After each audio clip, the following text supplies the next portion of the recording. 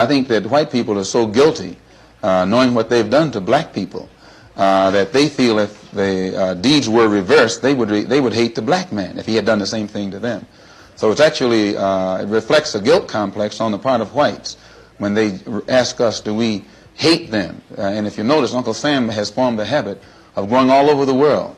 He calls it the ugly American, or the American image. He thinks that everybody hates him because it's a guilt complex. And if you think that if you are worried about Europeans hating you, and they're your allies and your cousins, well, naturally it would follow for you to think that Negroes in this country would hate you, especially in light of what has been done to black people in this country by white people.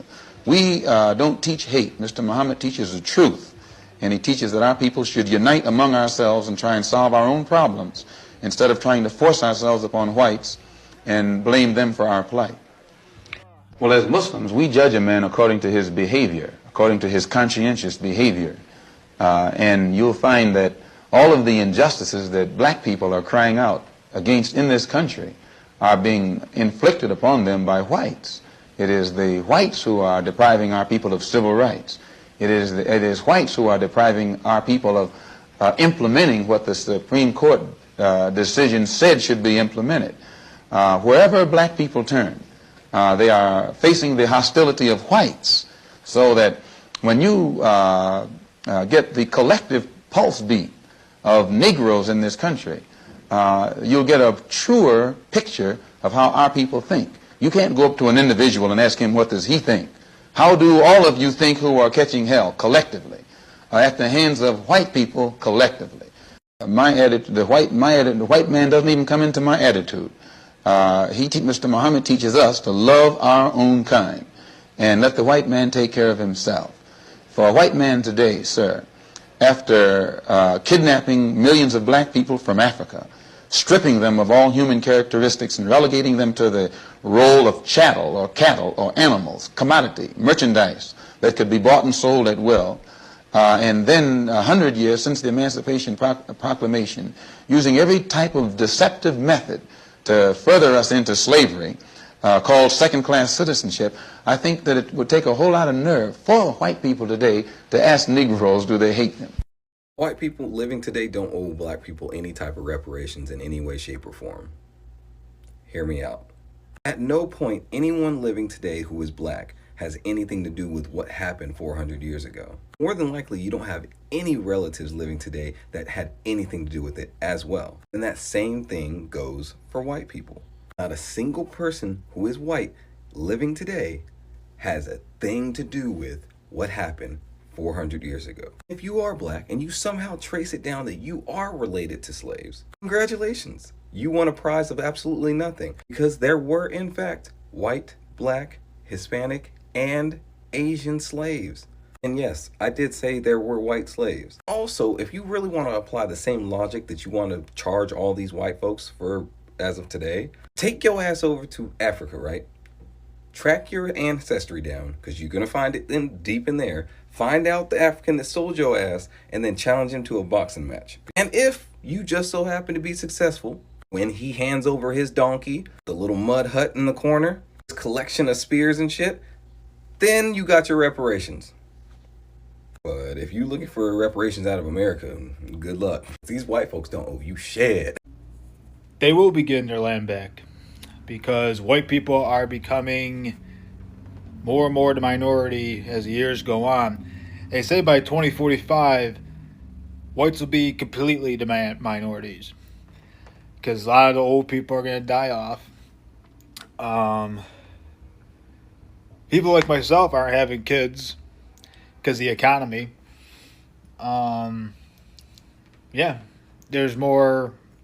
There's actually more interracial relationships nowadays. So kind of in a way, white people will kind of go extinct of the American soil. And that's what Trump's plan, the Zionist plan, is to destroy the economy. Is their plan to have the indigenous people go away and make it more white? That's why he's bringing over the South African white people over here. All that stuff is they want to wipe out the indigenous people, but it's actually backfiring because the whites are going out. And the indigenous people are actually having more children than the whites. So yeah, they're eventually going to get their land back. I apologise unreservedly for the way in which West Yorkshire Police has policed the black community in Leeds, in Chapeltown, in Huddersfield, across West Yorkshire in the past. And I almost feel the need to apologise for anything that we're doing currently, and I know that we will make mistakes in the future. But if you don't remember anything that I've said of anything from tonight, is I am sorry. I am absolutely sorry for our part. Why are you sorry? I'm sorry for our part in the way in which it's made people, the way in which we've policed in the past, and our part of racial trauma in the United Kingdom. I genuinely am. So we'll touch on the Race Black Action Plan, but that really talks about how we over-police and under-protect. Because some of the examples that we'll talk about tonight is much about our enforcement and our activity and the way in which we over-police in the main young black men. But I'm also as worried and concerned. He feeds the type of statistics to the white public to make them think that Harlem is a complete criminal area, that everyone is prone toward violence. This gives the police the impression that they can then go and brutalize the Negroes or suppress the Negroes or even frighten the Negroes. Whenever something happens, 20 police cars converge on one area. This doesn't frighten Negroes. So it means that someone is either misinforming Commissioner Murphy and making him use tactics this year that he would not use 4 years ago, or that the former policeman Kennedy would not use. And this force that is so visible in the Harlem community creates a spirit of resentment in every Negro. They think they're living in a police state, and they become hostile toward the policeman. They think that the policeman is there to be against them rather than to protect them. And these thoughts, these frustrations, these apprehensions automatically are sufficient to make these Negroes begin to form means and ways to protect themselves in case the police themselves get too far out of line. Oh, we apologize for all doing this to blacks. Oh, we apologize, blacks. Oh, we are sorry. Oh, come on, people. Come on.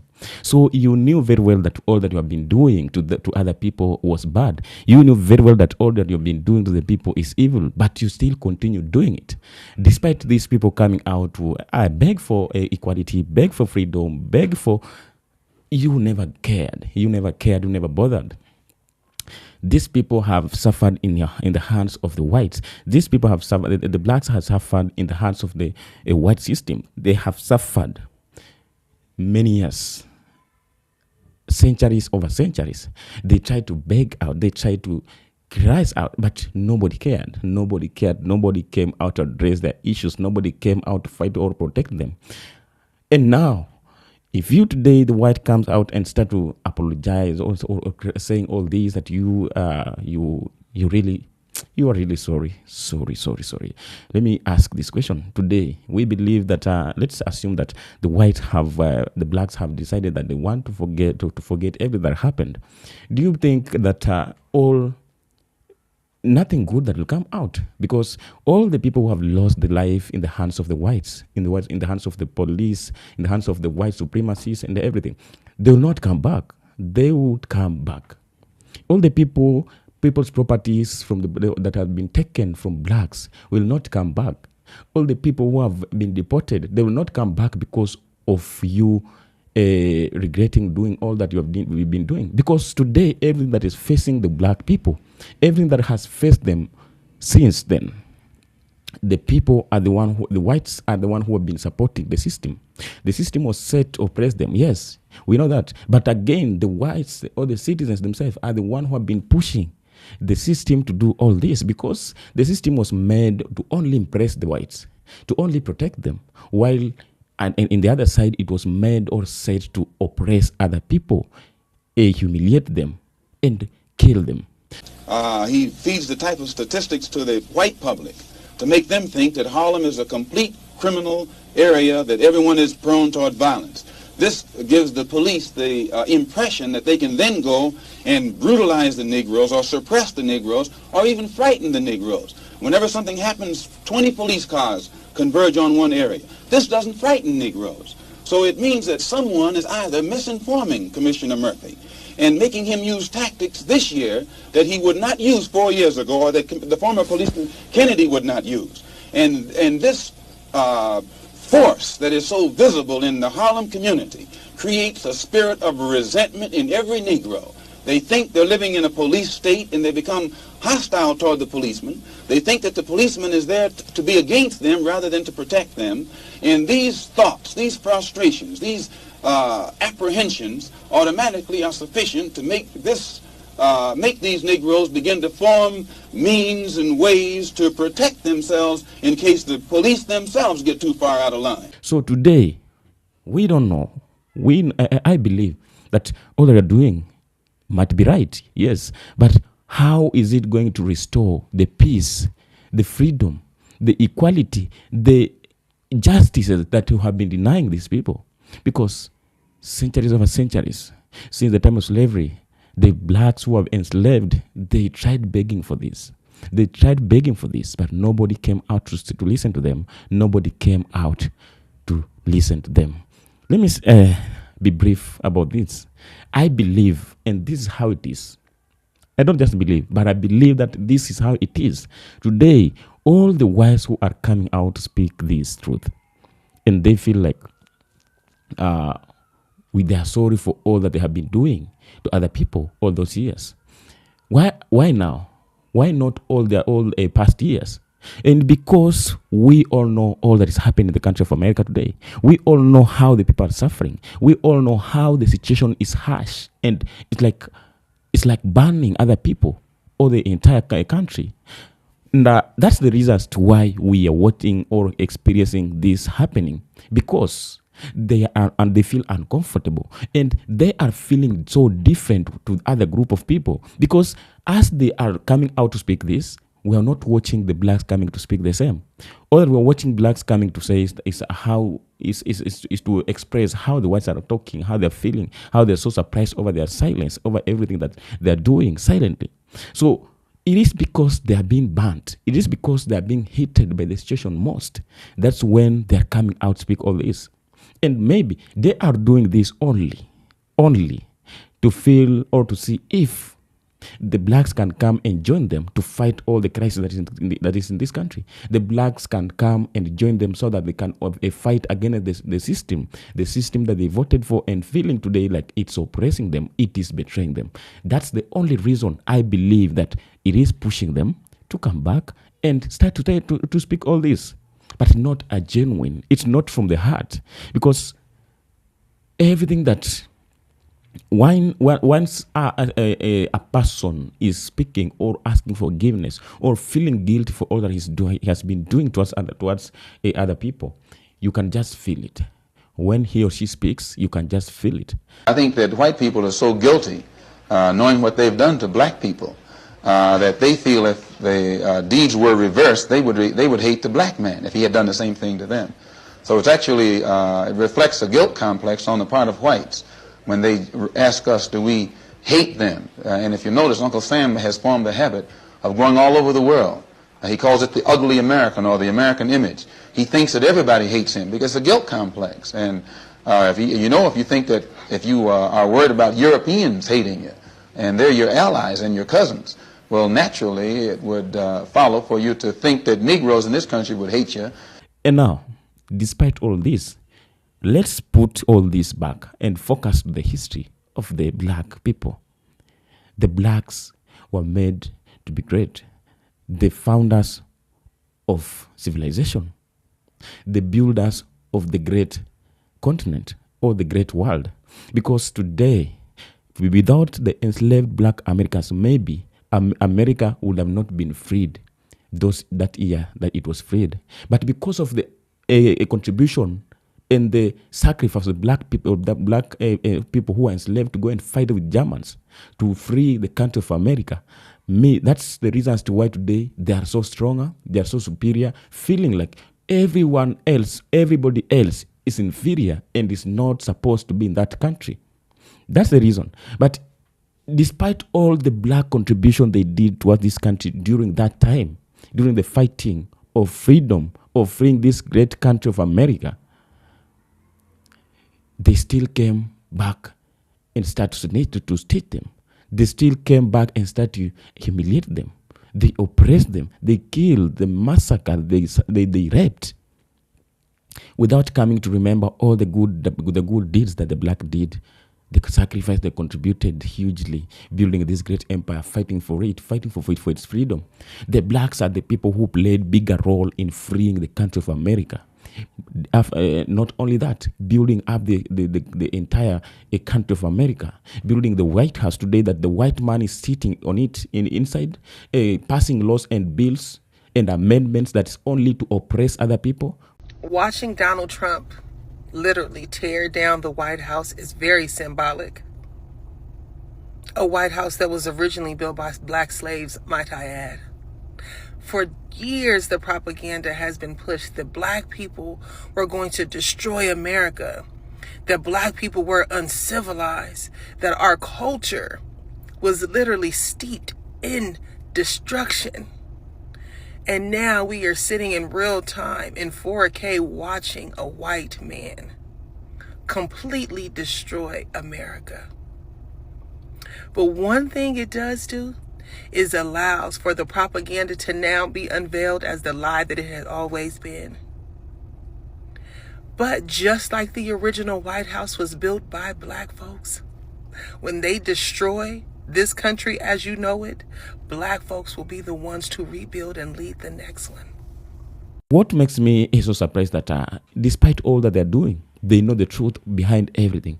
They know. I come across a clip of Donald Trump during his campaigning time when he was speaking to the black people, promising them good things, admitting as he recognized the contribution of the black people during the building of America, during the slavery time, and promised them that the blacks need the best leader that will fight for their interest, that will protect them. I just don't talk. Here is the clip as the proof. African Americans built this nation. You built this nation. You know, you're just starting to get real credit for that. Okay, I don't know if you know that. You're just starting to get, you built the nation. We all built it, but you were such a massive part of it. Bigger than you were given credit for. Does that make sense? Right? But through generations of blood, sweat, and tears, and you deserve a government that defends your interests, protects your families, and cares for our own citizens first. Yeah, that's how he said. That's what he said. And again, after his first day in office, what did he do? He went against the promise. And the first thing he started to do is to deport the black people back to their countries. He called all the black people immigrants, but not indigenous people.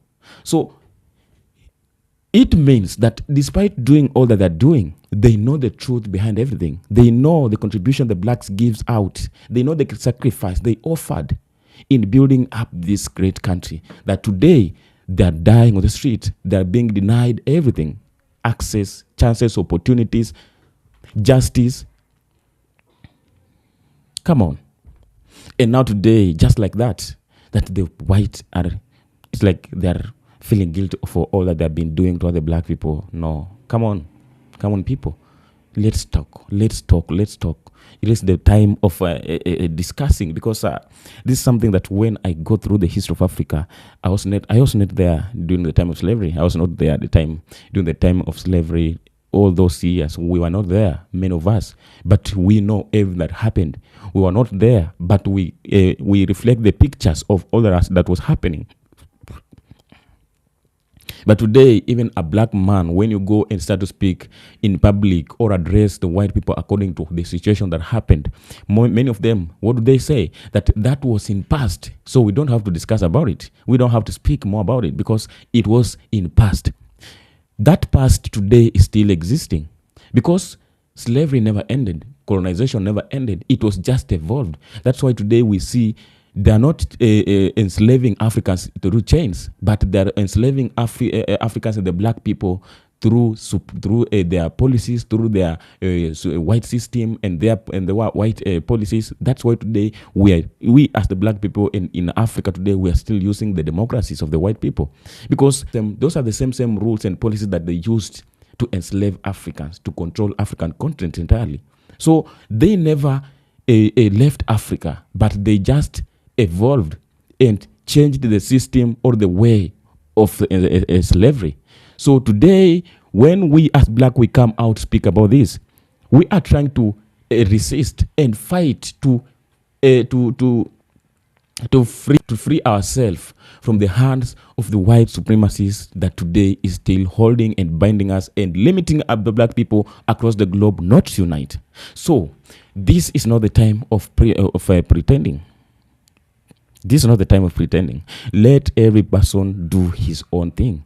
As the black people are in silent, they are in silent because they have nothing new. There is nothing new here to speak about. There is nothing new here to come and demonstrate towards it. There is nothing new here to come and start to cry over it. Because all that is happening has been existing many years ago. All that is happening today has been there many years and centuries over centuries.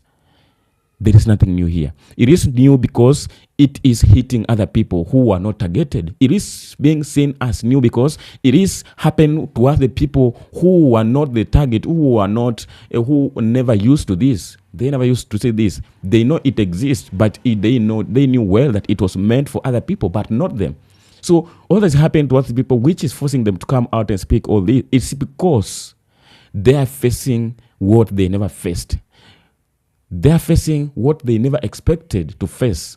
And they are feeling like their system has betrayed them, because all that's happening towards them is what they expected to be done or to be happening to the black people, but not other people, not the white people, not the people of the system. And now, instead of you coming out and maybe speaking much, which we as the black, we don't feel it's of helpful. You have to be concentrated and working so hard on how to fight with the system, because this is what you voted for. This is what you requested, and this is what you are getting. Right? This is what you requested, and this is what you have get. So it's a matter of payback. It is a matter of payback. Today, the table has turned around. Today, everything's happening unexpected. Today, the whites' privilege are losing job. They're lacking medical covers. They're dying due to a second amendment of gun rights. They're dying due to unemployment and hunger. They are dying because the government has failed to protect them.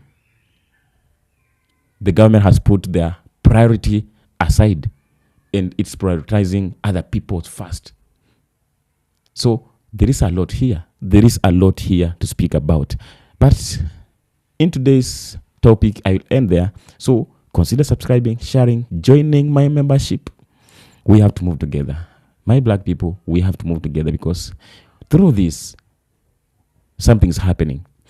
We've seen many African Americans who have relocated to Africa, and they have started new life, and they are progressing. They are doing a lot of things, the greater and bigger ones, that they never experienced or never been able to do when they are in America.